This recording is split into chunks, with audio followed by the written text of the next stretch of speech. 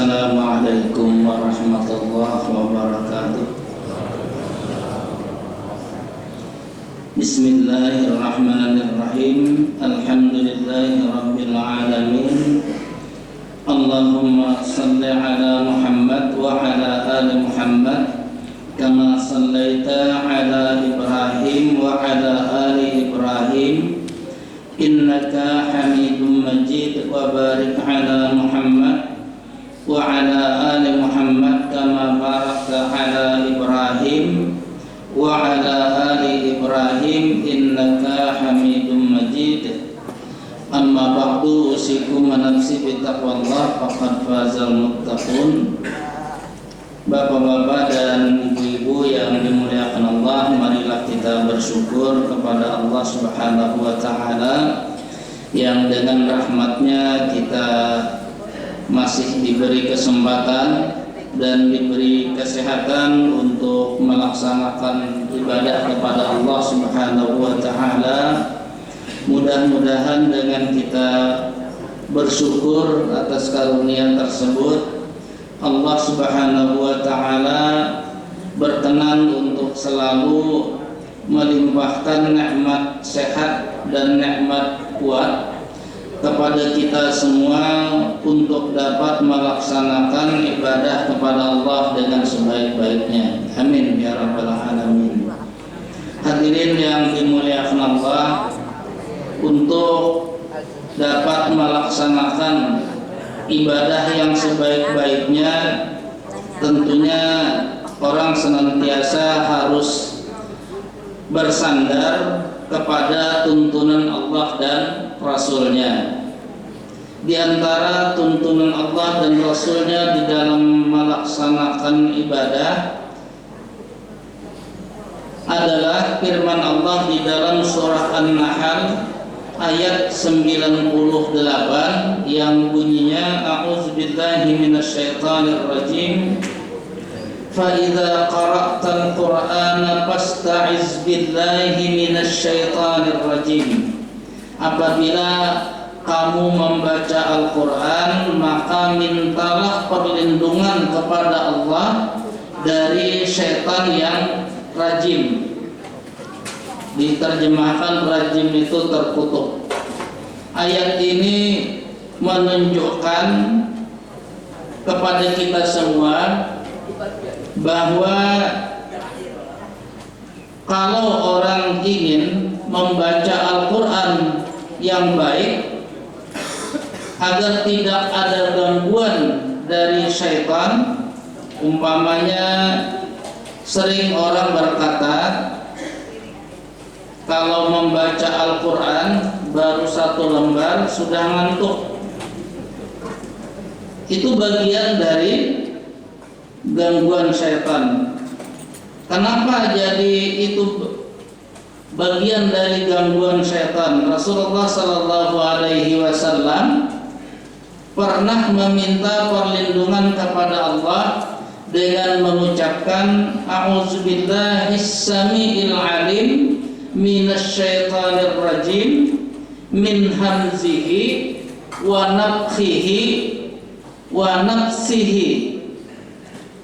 Aku berlindung kepada Allah yang maha mendengar dan maha mengetahui dari syaitan yang terkutuk, min hamzihi dari gangguannya, wa nafthihi dan tiupannya, wa nafsihi, nafsihi itu semburannya.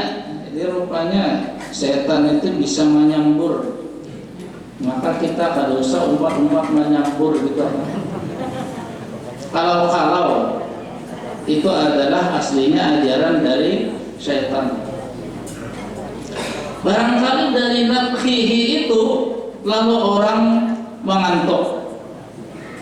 Karena biasanya kalau hendak lakas guring, buka kipas angin arahkan ke muka. Nah itu lakas mengantuk.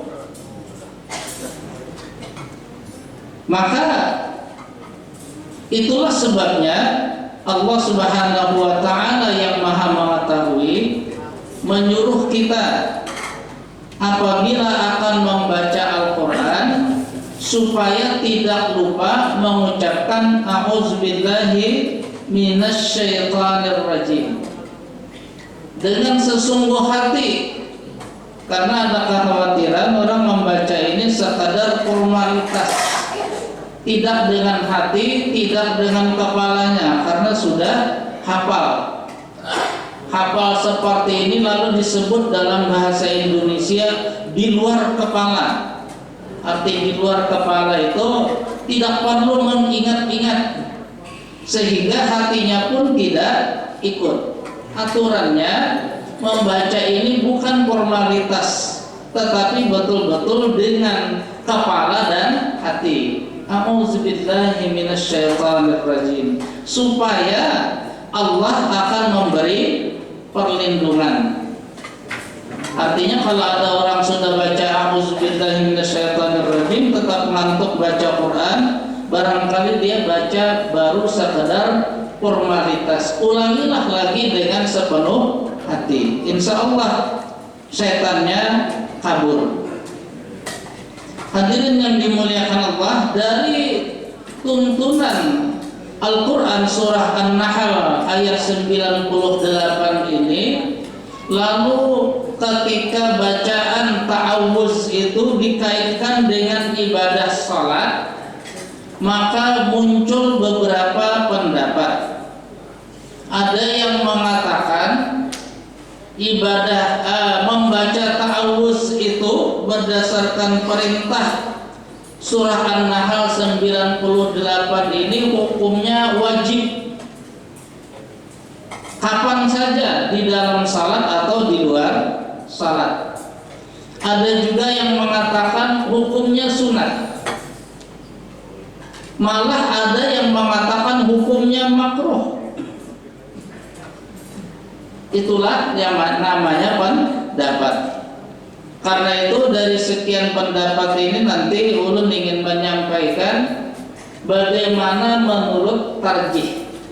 Karena insya Allah di dalam memilih pendapat-pendapat itu, sejauh yang ulun tahu, cara tarjih itu adalah cara yang paling lengkap, paling bagus. Ini yang ulun tahu. Ulun bukan jualan tarjih dan bukan jualan Muhammadiyah, tetapi hanya sekedar ingin bagaimana kita melaksanakan ibadah itu bisa dengan sebaik-baiknya. Dan cara tarjih yang ulun tahu adalah cara beribadah yang sebaik-baiknya, karena tidak mengambil satu pendapat saja, tetapi meramu semua pendapat. Dan tidak hanya sekadar meramu semua pendapat, tetapi juga mencari dan memahami semua dalil, semua dasar. Itulah kelebihan cara tarjih. Hadirin yang dimuliakan Allah, selain hukum membaca ta'awuz, juga para ulama berbeda ternyata. Kalau di dalam salat membaca ta'awuznya itu sebelum membaca Al-Fatihah atau sesudah Al-Fatihah. Barangkali bapak-bapak, ibu-ibu belum pernah mendengar orang membaca ta'awuznya itu sesudah Al-Fatihah, tetapi ada pendapat seperti itu. Kenapa jadi muncul pendapat seperti ini? Apakah ini pendapat asal-asalan? Tidak, tetapi mereka memahami dari bahasa surah An-Nahl ayat 98 tadi. Yang mereka pahami bahasanya, fa idza qara'tal Qur'an, itu semua orang, baik orang Arab atau bukan Arab, apabila membaca bacaan seperti itu, yang dipahami sama apabila kamu selesai membaca Al-Quran. Karena qara'ta itu artinya sudah selesai. Maka berdasarkan pemahaman bahasa ini muncul pendapat membaca ta'awuznya itu sesudah selesai membaca Al-Fatihah. Jadi waladhdallin, amin, a'udzubillahi minasyaitonirrajim. Nah itu artinya kita tidak perlu merasa heran atau menyalahkan ketika ada orang seperti itu, karena memang ada pendapat dan pendapat itu muncul dari memahami bahasa ayat. Ya, kalau kita merasa tidak terbiasa, sudah tidak usah dipakai. Nanti ada lagi pendapat membaca ta'awuz itu ketika orang sedang salat, bisa di tengah-tengah salat. Arti di tengah-tengah salat itu kapan saja, ketika berdiri, ketika ruku, ketika sujud, ketika duduk antara dua sujud. Ini pendapat-pendapat yang ada. Nanti akan kita telaah bersama-sama, setidak-tidaknya untuk menambah pengetahuan kita supaya tidak saling salah menyalahkan. Karena bukan ibadah yang sebaik-baiknya kalau orang saling salah menyalahkan. Hadirin yang dimuliakan Allah, sebagai dasar dari pendapat-pendapat yang bermunculan itu, di dalam fatwanya, kumpulan fatwa-fatwa Ibnu Taimiyah, Syekhul Islam Ibnu Taimiyah pernah ditanya, ada orang ketika menjadi imam, sesudah takbiratul ihram dia membaca ta'awuz dengan nyaring. Kemudian sesudah membaca ta'awuz dengan nyaring, baru dia membaca basmalah dan membaca surah Al-Fatihah. Dan dia melakukan itu setiap kali salat, salat fardu atau salat sunat. Ibnu Taimiyah menjawab pertanyaan ini bahwa Umar Ibnu Khattab pernah membaca doa iftitah dengan nyaring.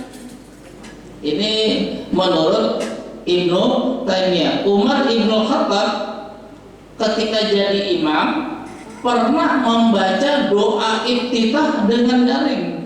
Kita nampaknya belum pernah ada. Tapi Umar Ibnu Khattab pernah, cuma tidak selalu. Karena itu menurut Ibnu Taimiyah, Umar membaca doa iftitah dengan nyaring itu tujuannya adalah untuk mengajarkan kepada makmum bahwa beginilah doa iftitah. Maka kalau orang membaca yang biasanya tidak nyaring kemudian pernah dinyaringkan, menurut Ibnu Taimiyah ini hanya untuk imam dengan tujuan mengajarkan kepada makmum. Maka kalau ada imam membaca a'udzubillahi minasyaitonirrajim dengan nyaring tetapi tidak selalu, itu boleh asal niat imam ini adalah untuk mengajarkan. Kenapa jadi bahasanya seperti itu? Karena tidak seperti di kita. Di kita sekarang di sekolah-sekolah sejak SD, madrasah apalagi, itu sudah diajarkan cara-cara mengerjakan ibadah salat. Jadi artinya kalau itu sudah ada, maka imam tidak perlu lagi mengajarkan. Karena itu bukan untuk dibaca nyaring kecuali tadi mengajarkan, maka umumnya bacaan ta'awuz dalam salat itu adalah dengan suara pelan, bahasanya pelan. Karena Apakah boleh dalam hati? Apabila mengikuti tuntunan surah Al-Isra ayat 110, secara umum bacaan salat itu tidak ada dalam hati. Karena ayatnya berbunyi a'udzubillahi minasyaitonirrajim wala tajhar bi salatika wala tukhafit biha wabtaghi baina dzalika sabila. Janganlah kamu nyaring-nyaring membaca bacaan salat. Kalau mengikuti tuntunan bahasanya umum, semua bacaan salat, baik yang wajib maupun yang tidak wajib. Jangan nyaring-nyaring. Wala tukhafit biha, dan jangan juga disembunyikan. Arti disembunyikan itu tidak ada kedengaran apa-apa.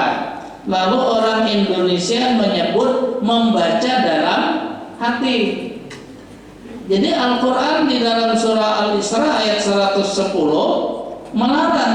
Nyaring tidak boleh, dalam hati juga tidak boleh. Maka di dalam fikih bahasa Arab yang dipakai adalah bacaan sir. Sir itu artinya ada bacaannya, ada terdengar suaranya, tapi tidak nyaring. Lalu para ulama kemudian memberikan pengertian tentang bacaan sir itu. Yang paling rendah adalah Imam Asy-Syafi'i. Imam Asy-Syafi'i mengatakan bacaan sir itu paling tidak bisa didengar oleh telinganya sendiri. Artinya kalau telinganya sendiri tidak bisa mendengar apa yang diucapkan mulutnya, itu sudah termasuk yang disembunyikan. Itu pendapat para ulama tentang bacaan sir. Jadi kalau Al-Quran surah Al-Isra ayat 110 mengatakan seperti itu, maka yang disepakati para ulama adalah bacaan salat itu ada yang jahar, nyaring, ada yang sir, dengan batasan paling minimal sir seperti yang dikatakan Imam Asy-Syafi'i. Nah, hadirin yang dimuliakan Allah, ini beberapa pendapat tentang bacaan ta'awuz dalam salat. Bagaimana tarjih memahami itu? Pertama, tarjih mengambil dari Al-Quran surah An-Nahl ayat 98 tadi, yang oleh Ibnu Katsir diterjemahkan bahwa perintah di dalam surah An-Nahl ayat 98 tersebut umumnya oleh para ulama dipahami sebagai ibadah yang sunat, tidak wajib. Jadi bahasa fa'idza qara'tal qur'ana fasta'iz billah, maka mintalah perlindungan kepada Allah, itu hukumnya sunat. Membaca ta'awuz itu sunat ketika akan membaca Al-Quran. Hanya saja yang dipahami para ulama, sunat itu adalah sesuatu yang tidak pernah ditinggalkan oleh Rasul. Jadi walaupun tidak wajib, tetapi para ulama sepakat bahwa bacaan ta'awuz itu karena sunnah berarti tidak pernah ditinggalkan oleh Rasul. Artinya kalau kita ingin beribadah sebaik-baiknya, maka contoh dari Rasul itu merupakan ibadah yang sebaik-baiknya. Kalau Rasul tidak pernah meninggalkan bacaan ta'awuz, berarti kalau kita ingin beribadah sebaik-baiknya, hendaknya tidak meninggalkan bacaan ta'awuz. Jadi tidak terpicu oleh bahasa hukumnya sunat, karena ada orang menerjemahkan hukum sunat itu apabila dikerjakan dapat pahala, apabila tidak dikerjakan tidak berdosa. Ulun sendiri sampai sekarang tidak tahu terjemahan siapa ini, karena yang ulun tahu terjemahan sunnah itu adalah sesuatu ibadah yang tidak pernah ditinggalkan Rasul meskipun tidak wajib. Ada bahasa asli dalam fikih, bahasanya mustahab. Mustahab itu malah lebih dari sekadar bahasa sunat atau sunnah, karena arti mustahab itu ibadah yang disukai oleh Allah. Arti disukai Allah, kalau manusia rajin mengerjakan yang mustahab itu, Allah pasti suka. Kalau Allah suka, maka dijamin selamat dunia akhirat dan dijamin masuk surga. Kita saja kalau sayang dengan anak, selalu memperhatikan anak ini supaya selamat di dunia dan di akhirat. Nak, hati-hati ya kalau berjalan. Nak, ayo sholat biar masuk surga. Karena sayang. Coba kalau muarlan anak, kapan situ aja. Pas kecelakaan, hapus tumbuhan. Nah, itu adalah orang yang tidak suka. Itu bahasa mustahab. Artinya baik sunat atau mustahab secara keseluruhan itu adalah perbuatan yang sangat bagus meskipun tidak wajib. Sehingga kalau ingin beribadah sebaik-baiknya, maka itulah cara yang dilakukan, termasuk membaca ta'awuz. Kemudian kenapa jadi membaca ta'awuz khususnya ketika salat itu adalah mustahab atau sunnah? Karena menurut jumhur, umumnya para ulama, biasanya bahasa jumhur itu kalau di persen 80% ke atas para ulama mengatakan tujuan dari ayat Al-Quran surah An-Nahl nomor 98 itu yang memerintahkan kita meminta perlindungan, bertawuz kepada Allah supaya terhindar dari was-wasnya syaitan. Jadi tujuannya itu. Karena tujuannya seperti itu, maka tadi ada yang berpendapat ketika sedang salat lalu terganggu, diwaswas oleh syaitan, baru baca Fatihah, ibu ini sudah ingat, tadi menjarang banyu, busia, menggurak sudah, maka bajunya sedikit, kalau karim meledak. Nah, itu was-was dari syaitan. Apabila ada was-was seperti itu, maka kata sebagian ulama tadi, bacalah ketika itu juga a'udzubillahi minasyaitonirrajim, atau ada bacaan lain dari Rasul, a'udzubillahi samiil alim minasyaitonirrajim min hamzihi wa nafthihi wa nafsihi, supaya gangguan syaitan tadi hilang, supaya salatnya tidak ngantuk, karena itu bagian dari gangguan syaitan. Hadirin yang dimuliakan Allah, pendapat bahwa boleh orang membaca ta'awuz ketika sedang salat ini berdasarkan hadis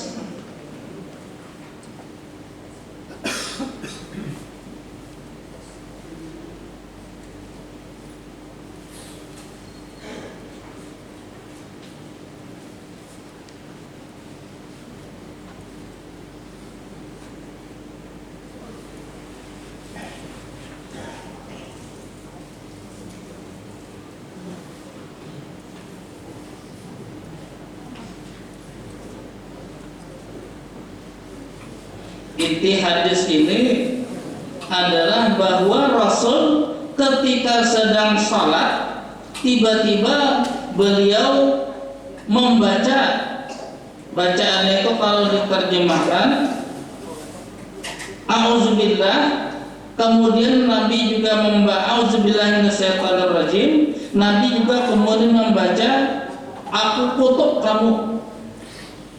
Jadi rupanya Nabi ketika sedang salat itu juga diganggu oleh setan. Inilah hebatnya setan, Nabi aja dapat kan, apalagi kita. Maka memang sangat bagus untuk banyak-banyak baca ta'awuz. Cuma kalau sebelum salat, sebelum takbiratul ihram itu umumnya para ulama mengatakan tidak ada tuntunannya membaca ta'awuz sebelum takbiratul ihram. Allahu Akbar. Nah itu tidak ada. Jadi yang ada tuntunannya adalah sesudah doa iftitah baca ta'awuz, baca basmalah, baru baca surah Al-Fatihah. Meskipun barangkali pernah mendengar, karena juga ulun pernah mendengar orang sebelum takbiratul ihram dia terlebih dahulu mengucapkan a'udzubillahi minasyaitonirrajim. Tetapi itu tidak ada tuntunannya dari Rasul sallallahu alaihi wasallam. Nah itu bacaan ketika sedang salat, jadi ada tuntunannya dari Rasul, dan hadisnya antara lain diriwayatkan oleh Imam Ahmad dan Abu Dawud. Artinya bisa dijadikan pegangan. Cuma tadi hendaknya membacanya tidak nyaring. Kalau kawan dihiga bingung. Kalau terganggu barangkali tidak, tapi bingung si Binda orang mana aja. Jadi karenanya silahkan, karena ada tuntunan dan itu dibolehkan karena juga dilakukan Rasul ketika terganggu oleh setan pada saat salat. Cuma tidak nyaring. Nah hadirin yang dimuliakan Allah, ini beberapa hal yang berkaitan dengan bacaan ta'awuz. Mudah-mudahan nanti bisa ulun lengkapi kalau masih ada kesempatan. Apakah ada yang akan kita perbincangkan dahulu seputar ini? Kalau ada silakan. Kalau tidak ada, terima kasih.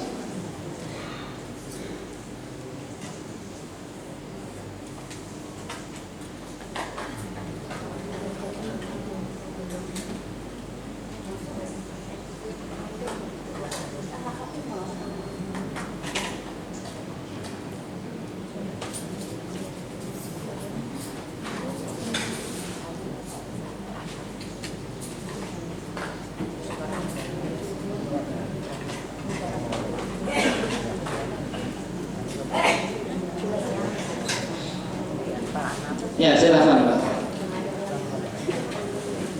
Waalaikumsalam warahmatullahi wabarakatuh.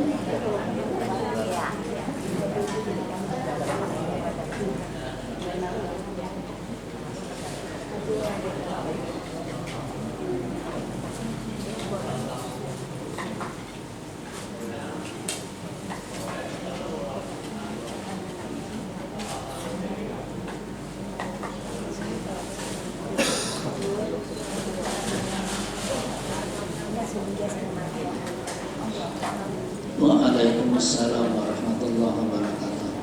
Yang ulun tahu ada dua pendapat. Pendapat yang pertama, orang yang melakukan perjalanan pada hari Jumat, karena dia dalam perjalanan, maka hendaknya dia hanya salat zuhur. Yang zuhur itu nanti bisa dijamak dan dikasar dengan salat asar. Alasannya karena Rasul ketika melakukan perjalanan ibadah haji untuk wukuf di Arafah, ternyata meskipun itu hari Jumat, tetapi Rasul tidak melaksanakan salat Jumat, malah beliau salat zuhur dan asar. Itu hadisnya yang paling sahih. Yang kedua, ada yang berpendapat bahwa diharamkan melakukan perjalanan pada hari Jumat yang akan berakibat tidak bisa salat Jumat. Bahasanya seperti itu, diharamkan melakukan perjalanan pada hari Jumat yang mengakibatkan tidak bisa salat Jumat. Ini tentunya bayangannya adalah di Timur Tengah sana, karena orang melakukan perjalanan ke luar kota itu hanya ada di padang pasir, ya pasti tidak bisa salat Jumat di sana. Kalau di kita nampaknya ini sudah tidak jadi masalah, karena dimanapun orang bisa salat Jumat. Nah, karena keadaan di Indonesia seperti itu, orang bisa salat Jumat walaupun sedang dalam perjalanan, sebab banyak masjid yang ditemui, maka tidak diharamkan melakukan perjalanan pada hari Jumat. Lalu muncul masalah, kalau dia ikut Jumatan, boleh tidak dijamak dengan asar? Umumnya para ulama di Indonesia termasuk menurut tarjih bahwa kalau dia ikut salat Jumat, dia boleh menjamak sesudah Jumat itu dengan salat asar. Mau kasar, mau tidak kasar, itu hak masing-masing.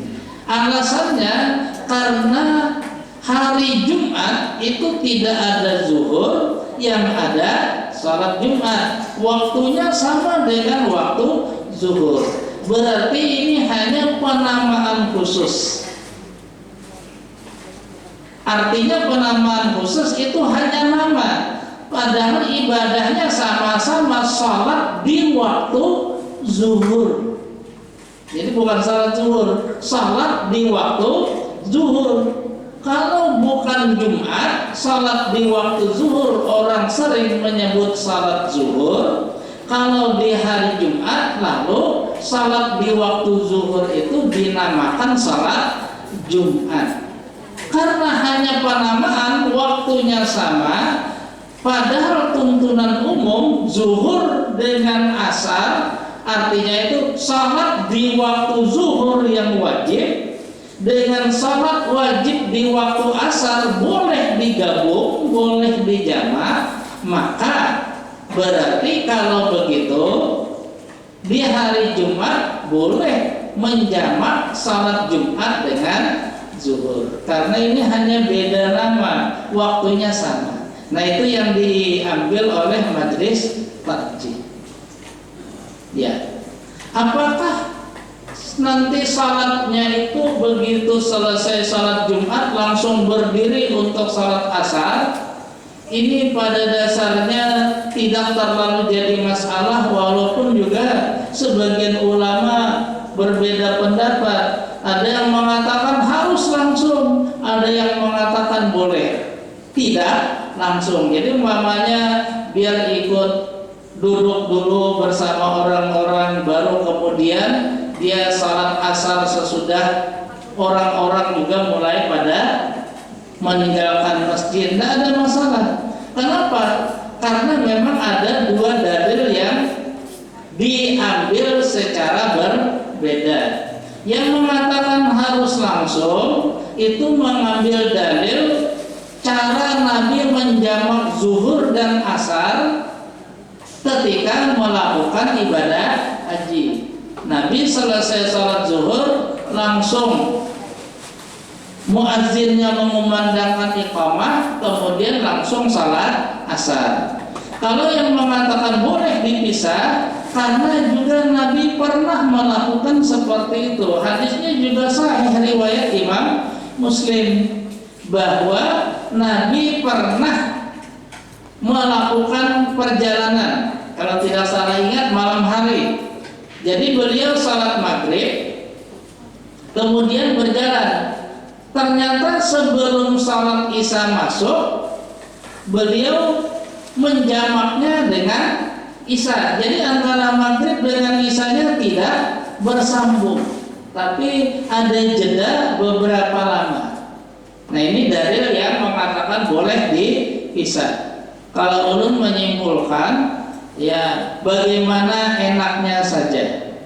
Begitu barangkali. Enaknya langsung disambung-sambung. Kalau enaknya tidak disambung juga silakan tidak disambung. Sebab arti jamak itu adalah mengerjakan dua salat yang berbeda waktunya di salah satu waktu.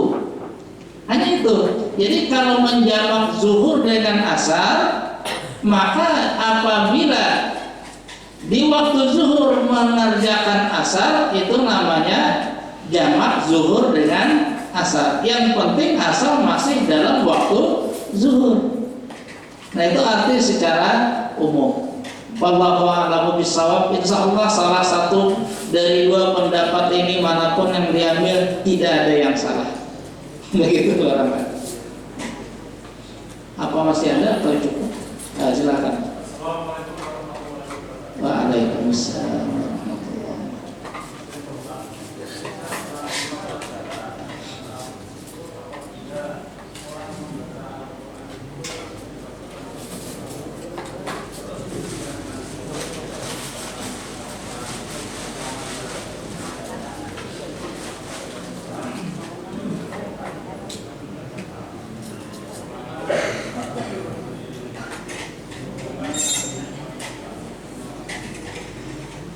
Menurut tarjih, bacaan ta'awuz itu hanya dihukumkan sunnah, kebiasaan Rasul yang tidak pernah ditinggalkan, tidak wajib. Kenapa jadi tidak wajib? Tidak ada hadis yang bisa mendukung bahasa itu tidak wajib, tetapi tarjih mengambil dari pendapat kebanyakan para ulama yang mengatakan bahwa membaca Al-Quran itu tidak diwajibkan membaca ta'awuz. Sama dengan bacaan basmalah, itu juga kedudukannya sama dengan ta'awuz ketika membaca Al-Quran. Yang masih tidak sependapat para ulama hanya bacaan basmalah untuk surah Al-Fatihah. Apakah bacaan basmalahnya itu wajib atau tidak wajib? Itu saja yang ada, karena berbeda memahami bahasa Rasul dalam hadis riwayat Imam Muslim bahwa Al-Fatihah itu 7 ayat. Nah, yang 7 ayat itu mana-mana ayatnya? Nah, begitu. Ada yang dari Bismillahirrahmanirrahim, ada yang tidak dari Bismillahirrahmanirrahim. Karena memahami berbagai hadis Rasul sallallahu alaihi wasallam ketika sholat. Nanti insyaallah kalau ada waktu ulun sampaikan secara lebih lengkap. Cuma intinya bahwa itu tidak wajib. Bacaan ta'awuz tidak wajib. Bacaan basmalah menurut tarjih juga tidak wajib. Itu hanya sunnah, sesuatu yang tidak pernah ditinggalkan oleh Rasul sallallahu alaihi wasallam. Barangkali begitu dulu untuk jawaban sementara menurut tarjih. Gitu, Jek.